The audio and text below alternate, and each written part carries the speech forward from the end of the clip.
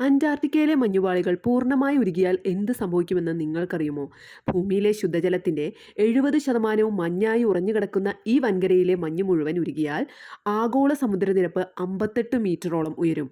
അതായത് മുംബൈ, കൊച്ചി, ചെന്നൈ, കൊൽക്കത്ത ഉൾപ്പെടെയുള്ള ലോകത്തിലെ പ്രധാന തീരദേശ നഗരങ്ങളെല്ലാം പൂർണ്ണമായി വെള്ളത്തിനടിയിലാകും.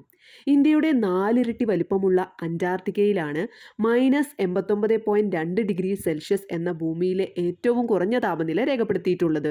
1959 അന്റാർട്ടിക് ഉടമ്പടി പ്രകാരം ഒരു രാജ്യത്തിനും അവകാശവാദമില്ലാത്തതും സ്ഥിരം ജനവാസം അനുവദനീയമല്ലാത്തതുമായ ഒരേ ഒരു ഭൂഖണ്ഡമാണിത്. അതുകൊണ്ട് ഇവിടെ ജനിക്കുന്ന കുട്ടികൾക്ക് പോലും സ്വാഭാവിക പൗരത്വം ലഭിക്കുന്നില്ല. നിലവിൽ ഇന്ത്യയുടെ മൈത്രി, ഭാരതി എന്നിവയുൾപ്പെടെ 70 ഗവേഷണ കേന്ദ്രങ്ങളായി ആയിരക്കണക്കിന് ശാസ്ത്രജ്ഞർ താൽക്കാലികമായി ഇവിടെ പ്രവർത്തിക്കുന്നു. 4 കിലോമീറ്റർ കനത്തിൽ മഞ്ഞുമൂടിയ അന്റാർട്ടിക്കയിൽ മഞ്ഞിനടിയിൽ ഒളിഞ്ഞിരിക്കുന്ന വോസ്റ്റോക്ക് തടാകവും ഇരുമ്പിന്റെ അംശം മൂലം രക്തം പോലെ ഒഴുകുന്ന ബ്ലഡ് ഫാൾസും വർഷത്തിൽ 6 മാസം തുടർച്ചയായ പകലും ശാസ്ത്രലോകത്തെ ഇന്നും അത്ഭുതപ്പെടുത്തുന്നുണ്ട്.